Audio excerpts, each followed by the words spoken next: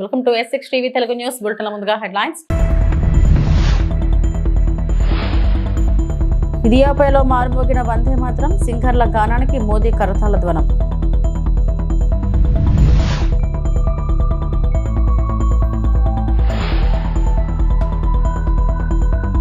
లక్ష్య సాధనలో బాధ్యత, జవాబుదారీతనం కీలకం. జిల్లా కలెక్టర్లకు సీఎం చంద్రబాబు మార్గనిర్దేశం.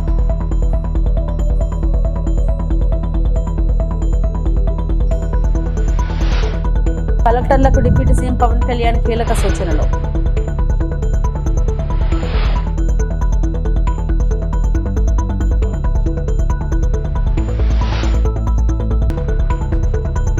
పరకామణి చోరీపై జగన్ వ్యాఖ్యలు హిందువుల మనోభావాలను దెబ్బతీశాయి. సాధు పరిషత్ ఆగ్రహం.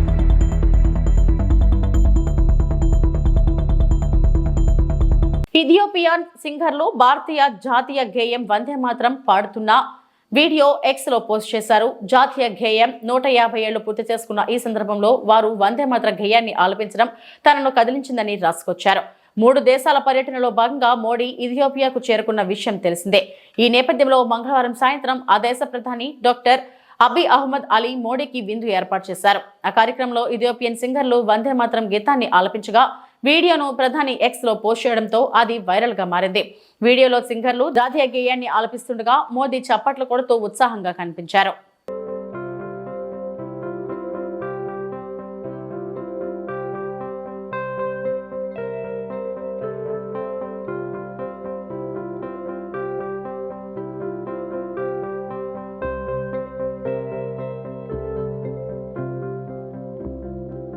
మనం ఏ పని చేస్తున్నా వివరాలు సమగ్రంగా ఉండాలని సీఎం చంద్రబాబు అన్నారు.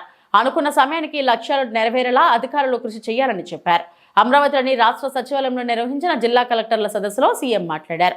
పలు అంశాలపై కలెక్టర్లకు చంద్రబాబు దిశానిర్దేశం చేశారు. నిరంతరం నేర్చుకునే పనిలోనే ఉండాలి.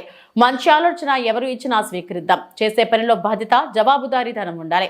మెరుగైన ఫలితాలు వచ్చే వాటికి ప్రాధాన్యతనిస్తున్నా.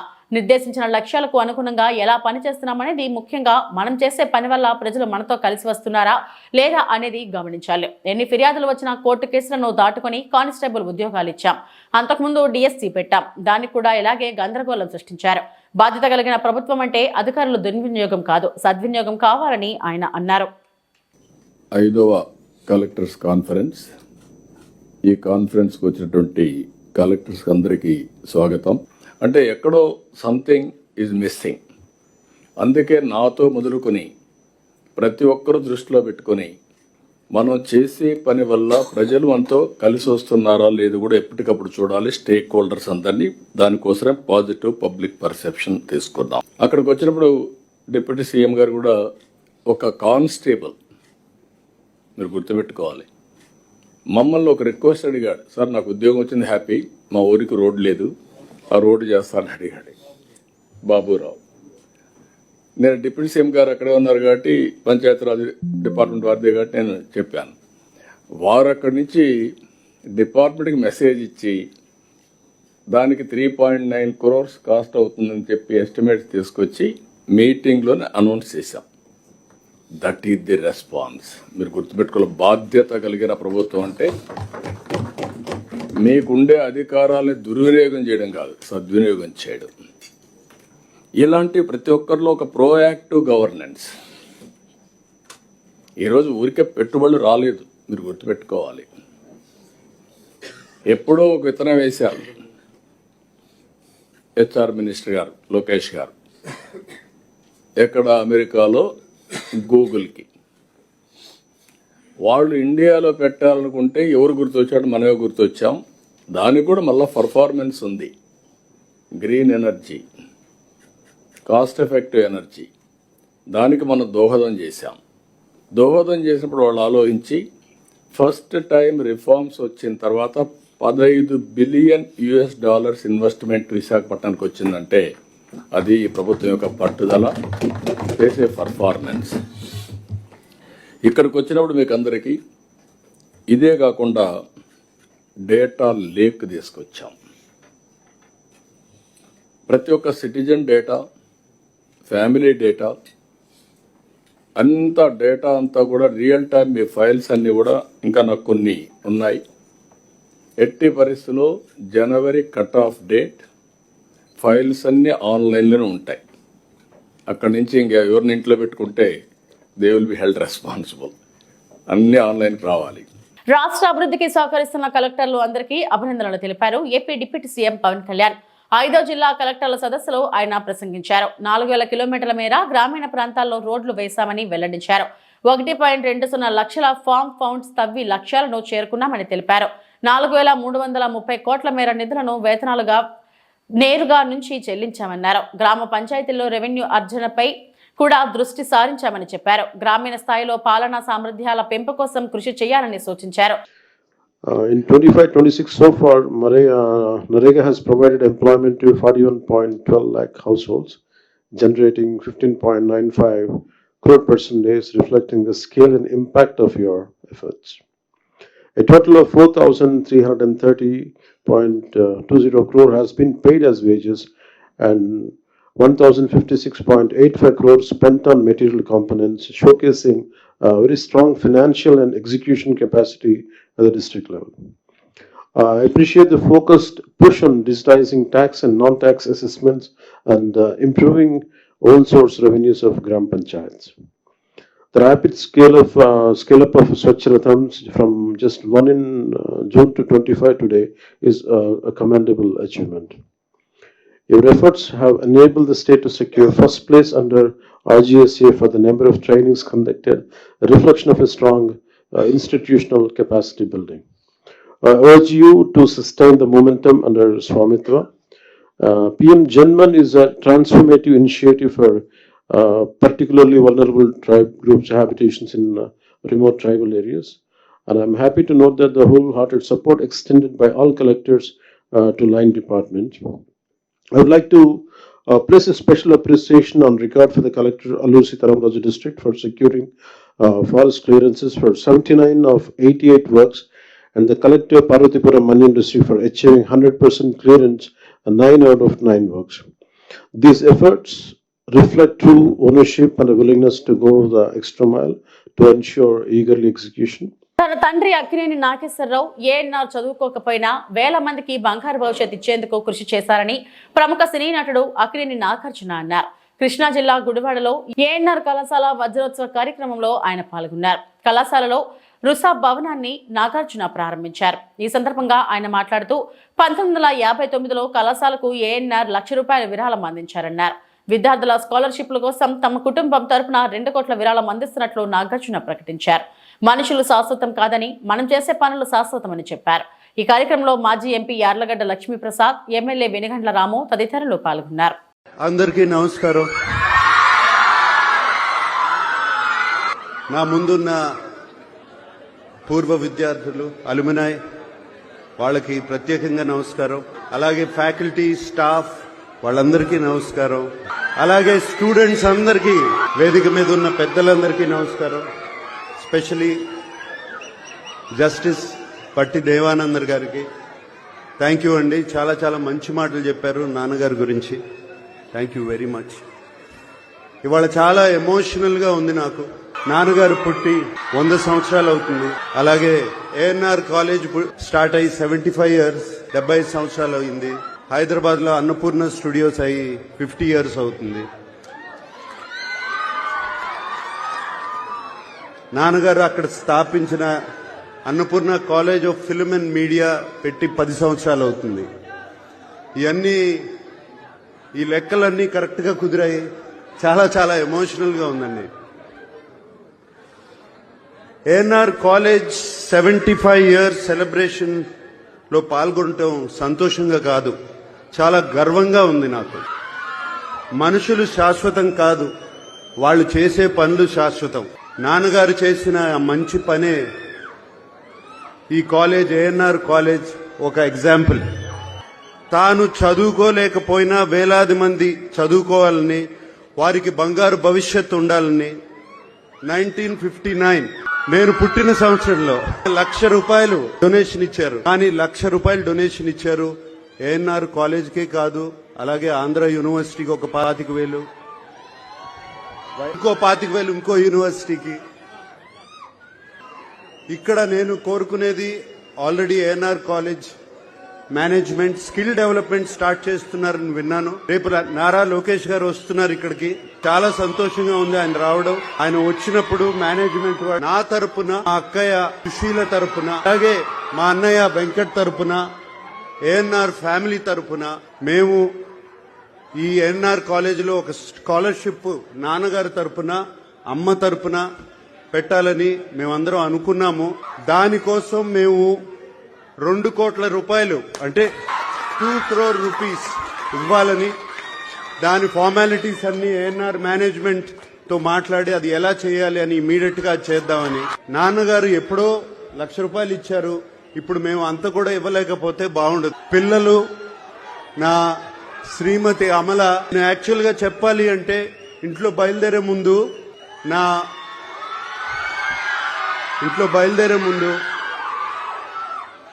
పిల్లలు, నా శ్రీమతి అమల మీ అందరికీ హలో చెప్పమని చెప్పి, ఏంటి ఒట్టి చేతులతో వెళ్తారా ఏదన్నా తీసుకెళ్తారా అని చెప్పింది. సో అందుకనే ఈ డొనేషన్ రేపు వెంటనే జరుగుతుంది. అంతేకాకుండా ఇంత ప్రేమ, ఇంత అభిమానానికి థ్యాంక్ యూ సో మచ్. టీటీడీకి తీరని ద్రోహం చంద్రబాబు చేస్తున్నారని టీటీడీ మాజీ చైర్మన్ భూమన కరుణాకర్ రెడ్డి తెలిపారు. 3,000 కోట్ల భూమిని ఓబెరాయ్ హౌలకు ఇచ్చి వెంకటేశ్వర స్వామికే నామాలు పెట్టారని చెప్పారు. పరకామణి దొంగతనం కంటే 100 రెట్లు పెద్ద దొంగతనం ఇదన్నారు. తాజాగా ఆయన మీడియాతో మాట్లాడారు. 100 రూముల హోటల్ కోసం 3,000 కోట్ల విలువైన స్వామివారి భూములు ఇస్తారా అని ప్రశ్నించారు. ఆల్పిరి రోడ్డులో టూరిజం భూమి తీసుకుని దానిని బదులుగా టీటీడీ భూమి ఇవ్వడం ఆశ్చర్యంగా ఉందని అన్నారు. ఒబెరాయ్ హోటల్ కోసం అత్యంత విలువైన భూమిని బదిలీ చేశారు. హోటల్కు ఆ స్థలం ఇవ్వడమే కాకుండా లీజు కూడా మాఫీ చేశారు. 3,000 కోట్ల విలువైన భూమిని చంద్రబాబు దోచిపెట్టారని తీవ్ర ఆరోపణలు చేశారు.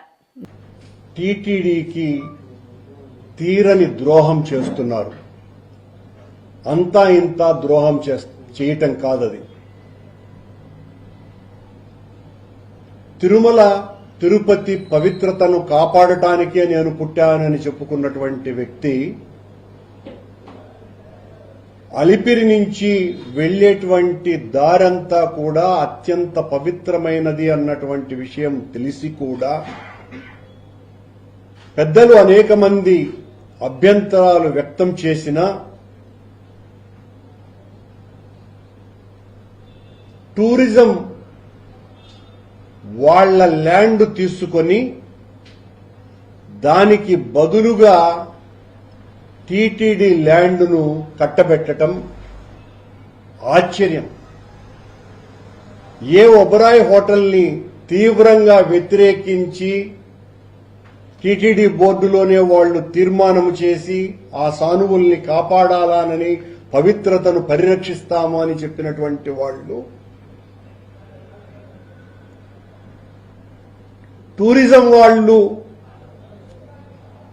ఒబెరాయ్ హోటల్కు కేటాయించినటువంటి దూరం కంటే అలిపిరికి అతి సమీపంలో అత్యంత విలువైనటువంటి స్థలాన్ని చంద్రబాబు నాయుడు గారు 11వ తారీఖున ఈ నెల కేబినెట్ మీటింగులో ఆ బదలాయింపును ఆమోదింపజేసి 13వ తారీఖున జీవో కూడా ఇష్యూ చేశారు. పాత టూరిజం స్థలం ఏదైతే ఉన్నదో అది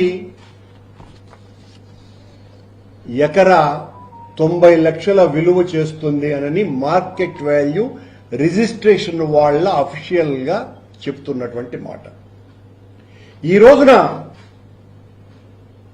టూరిజం వాళ్లకు టీటీడీ ఇచ్చినటువంటి స్థలం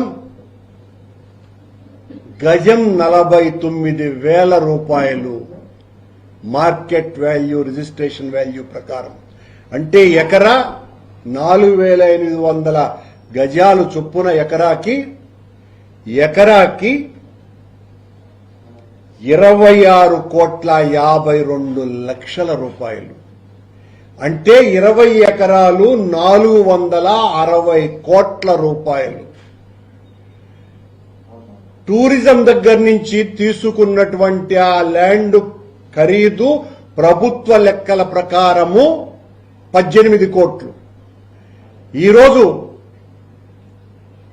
టీటీడీ స్థలాన్ని, దేవుడి స్థలాన్ని ఒబరాయికి ఇస్తున్నటువంటి దాని విలువ 460 కోట్ల రూపాయలు. ఆ 460 కోట్లు 26 కోట్ల రూపాయల లీజ్ డీడ్ మనీని మాఫీ చేసేశారు. దేశంలో మైక్రోసాఫ్ట్ పెట్టుబడులు పెట్టాలి. చింతామోహన్ డిమాండ్. మైక్రోసాఫ్ట్ సంస్థ తన భవిష్యత్ పెట్టుబడులను తిరుపతి జిల్లా లేదా రాయలసీమ ప్రాంతంలోని ఇతర జిల్లాలను పెట్టాలని డిమాండ్ చేస్తూ కేంద్ర మాజీ మంత్రి, కాంగ్రెస్ పార్టీ సీనియర్ నాయకుడు చింతామోహన్ మంగళవారం ఉదయం తిరుపతిలో ధర్నా నిర్వహించారు. రాజీవ్ గాంధీ విగ్రహం సమీపంలో జరిగిన ఈ నిరసన కార్యక్రమంలో కాంగ్రెస్ పార్టీ నాయకులు, కార్యకర్తలు పాల్గొన్నారు. ఈ సందర్భంగా చింతామోహన్ మాట్లాడుతూ రాయలసీమ ప్రాంతం ఎన్నో సంవత్సరాలుగా పరిశ్రమల కొరతతో వెనుకబడి ఉందని అన్నారు. ఐటీ, సాఫ్ట్వేర్ రంగాల్లో పెద్ద పెట్టుబడులు వస్తే యువతకు ఉపాధి అవకాశాలు పెరుగుతాయని, ప్రాంతీయ ఆర్థిక అభివృద్ధికి ఊతం లభిస్తుందని తెలిపారు. ఇప్పటికే తిరుపతి విద్య, వైద్య రంగాల్లో విశేషంగా అభివృద్ధి చెందిన నగరమని, అంతర్జాతీయ విమానాశ్రయం, రహదారి, రైలు, మౌలిక సదుపాయాలు ఉన్నందున మైక్రోసాఫ్ట్ వంటి గ్లోబల్ కంపెనీలకు అనుకూల వాతావరణం ఉందని పేర్కొన్నారు. కాంగ్రెస్ పార్టీ ఆధ్వర్యంలో కార్యక్రమం జరుగుతూ ఉంది. ముఖ్యంగా 3 అంశాలు ప్రస్తావించేదానికి తిరుపతి నడిబొడ్డు రాజీవ్ గాంధీ విగ్రహం దగ్గర రావడం జరుగుతాం.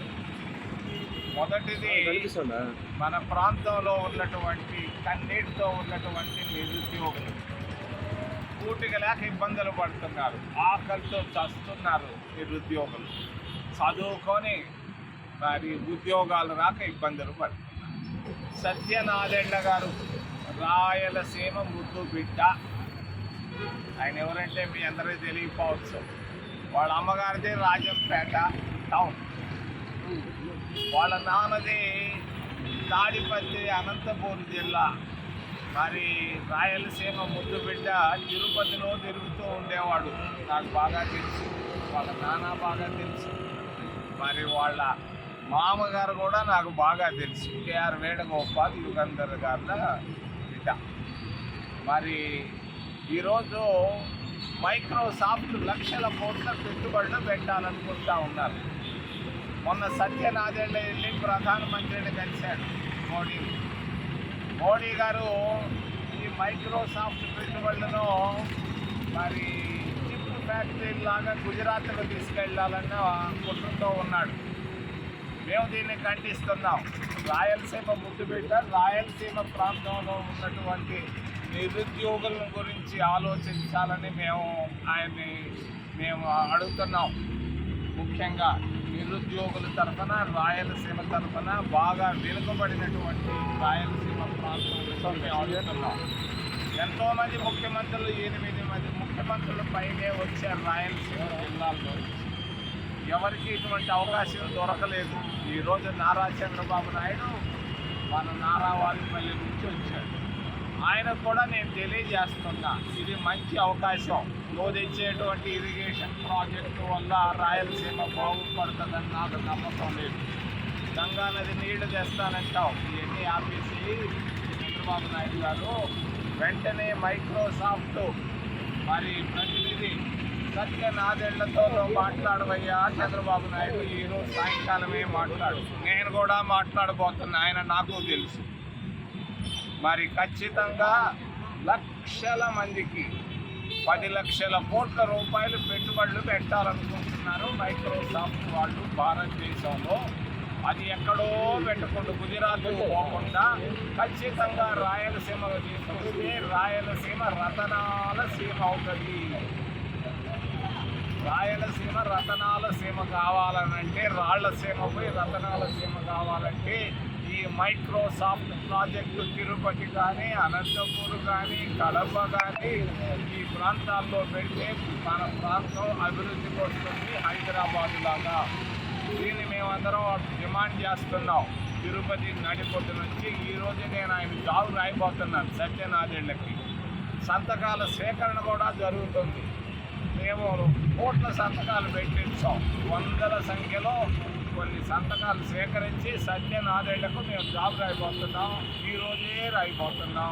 ఈరోజే ఫోన్లో అయితే నేను మాట్లాడబోతున్నానని తెలియజేస్తూ, రెండో విషయం టీటీడీ తిరుపతి దేవస్థానంలో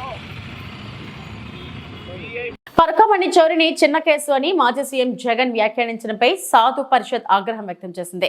హిందువులంటే వైకాపా నేతలకు అంత హీనంగా కనిపిస్తున్నారని ఏపీ సాధు పరిషత్ అధ్యక్షుడు శ్రీనివాసానంద సరస్వతి మండిపడ్డారు.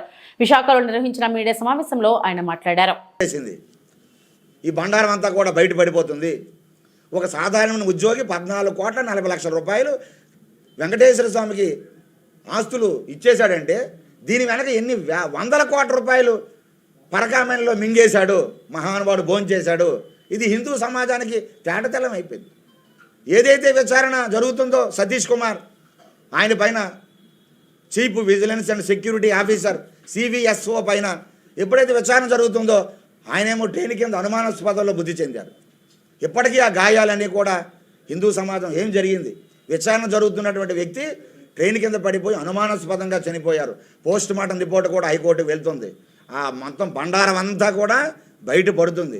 ఇలాంటి సందర్భంలో మీ బాబాయిని విచారిస్తున్నారని ఈ బండారం అంతా బయటపడిపోతుందని మీరేమో అది చిన్న దొంగతనమా, అది సామాన్యమైన దొంగతనమా, అక్కడేమి పెద్ద జరిగిపోలేదా ఏంటండి? ఎంత వివక్ష అండి ఇది.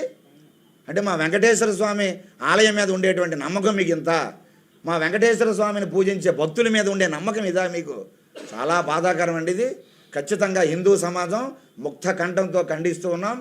మేము చాలా ధన్యవాదాలు కూడా తెలియజేస్తున్నాం. మాజీ ముఖ్యమంత్రిగా చేసిన జగన్మోహన్ రెడ్డి గారికి, వైసీపీ నాయకులకి మా వెంకటేశ్వర స్వామి గొప్పతనం అర్థం కాకపోయినా, మా హిందువుల్ని పదే పదే కించపరిచి మాట్లాడినా హైకోర్టు మాత్రం పెద్దలు జడ్జీస్ అందరూ కూడా వారికి పాదాభివందనాలు హిందూ సమాజం చేస్తూ ఉన్నది. మీరైనా అర్థం చేసుకున్నారు వెంకటేశ్వర స్వామి గొప్పతనం అది సామాన్యమా అని మీరు ప్రపంచ స్థాయిలో తీసుకొచ్చింది హైకోర్టు నిన్న ఆ జడ్జిమెంట్ ద్వారా, హైకోర్టు జడ్జెస్ మాట్లాడటం ద్వారా. అయినా మీకు బుద్ధి రావడంలే, ఇప్పటికైనా సిగ్గు రావడంలే, పశ్చాత్తాపం రావడంలే. ఇది చాలా బాధాకరం అండి.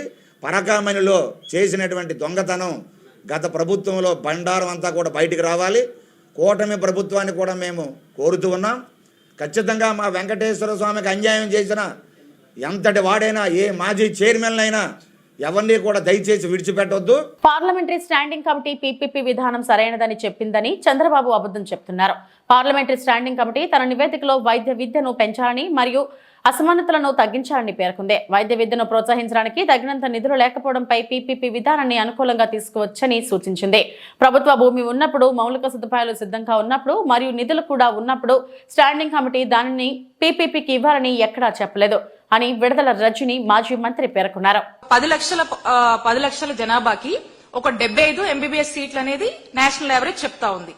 కొన్ని రాష్ట్రాల్లో నేషనల్ యావరేజ్ కన్నా తక్కువ ఉన్నాయి, కొన్ని రాష్ట్రాల్లో నేషనల్ యావరేజ్ కన్నా ఎక్కువ ఉన్నాయి, కొన్ని అయితే అసలు అంత కూడా లేవు అని చెప్పేసి స్పష్టంగా చెప్తూ కొన్ని ఉదాహరణలు చెప్పుకొచ్చింది. అయితే మన రాష్ట్రంలో మా నాయకుడు జగన్మోహన్ రెడ్డి గారు ఈ అసమానతలు ఉండకూడదని, ఇంబ్యాలెన్స్ ఉండకూడదని చెప్పేసి ఆనాడే జగనన్న ప్రభుత్వంలో 5 ఏళ్ల కిందే ఒక దూరదృష్టితో ఆలోచించి మా నాయకుడు జగన్మోహన్ రెడ్డి గారు మా జగనన్న ప్రభుత్వంలో 17 గవర్నమెంట్ మెడికల్ కాలేజ్ ఈ రాష్ట్రాన్ని తీసుకురావాలని చెప్పేసి సుమారు 8,500 కోట్లు ఖర్చు చేస్తూ ఒక చక్కటి ఆలోచన శ్రీకారం చుట్టారు. దీంట్లో భాగంగా 7 కాలేజీలు మేము కట్టడం జరిగింది, 5 మేము ప్రారంభించాము. ఆ ఉన్నటువంటి 10 కాలేజీలని ఇంకాస్త పనులు చేసి పూర్తి చేస్తే చంద్రబాబు నాయుడు గారు వచ్చాక అవి కూడా ఈ ప్రజలకు అందుబాటులోకి వచ్చేవి. ఇప్పుడు ఆ ఉన్నటువంటి ఆ 10 కాలేజీలను PPP అని ముసిగేసి ప్రైవేటైజేషన్ అని చెప్పి దాన్ని మార్కెట్ చేస్తూ ఒక స్కామ్ తెరలేపారు చంద్రబాబు నాయుడు గారు. ఆ రాష్ట్రంలో ఆ మెడికల్ సీట్లు తక్కువ ఉండి, ఆ మెడికల్ కాలేజ్ కూడా లేనటువంటి పరిస్థితుల్లో ఉంటే ఆ రాష్ట్రంలో అట్రాక్ట్ చేయడానికి, ఇంకా వైద్య విద్యని పెంపొందించడానికి అవసరమైతే ప్రైవేట్ వాళ్ళని పిలిచి PPP విధానంలో వాళ్ళని లేనటువంటి పక్షాన, స్టేట్ ఖర్చు పెట్టలేనటువంటి పక్షాన ఉంటే వచ్చి అప్పుడు ఆ ఆలోచనని చూడండి అని చెప్పి ఇందులో స్పష్టంగా చెప్తా ఉంది. అయితే ఇక్కడ మనం ఆలోచిస్తే ఎక్కడా కూడా ఈ పార్లమెంటరీ స్టాండింగ్ కమిటీ అనేది ఉన్నటువంటి ఆల్రెడీ ల్యాండ్ ఉండి, గవర్నమెంట్ ల్యాండ్ ఉండి దానికి ఫండ్స్ టైఅప్ చేసి కావాల్సినటువంటి ఇన్ఫ్రాస్ట్రక్చర్ ని లేజేసి ఇంకా కొంత కన్స్ట్రక్షన్ లో ఉన్నటువంటి ఆ కాలేజెస్ పీపీపీకి ఇవ్వమని ఎక్కడా కూడా ఈ కమిటీ రికమెండేషన్స్ లో లేవు. నేను సవాల్ విసురుతా ఉన్నాను చంద్రబాబు నాయుడు గారికి, ఈ కూటమి ప్రభుత్వానికి. ప్రభుత్వంలో ఉన్నటువంటి ప్రభుత్వ మెడికల్ కాలేజ్ గా ఉన్నటువంటి ఈ కాలేజెస్ ని పీపీకి ఇవ్వమని ఎక్కడైనా ఈ రిపోర్ట్ లో ఈ కమిటీ రికమెండ్ చేసిందా? దీనికి చర్చకు నేను సిద్ధం, మా వైఎస్ఆర్ కాంగ్రెస్ పార్టీ సిద్ధం. మీరు సిద్ధమేనా?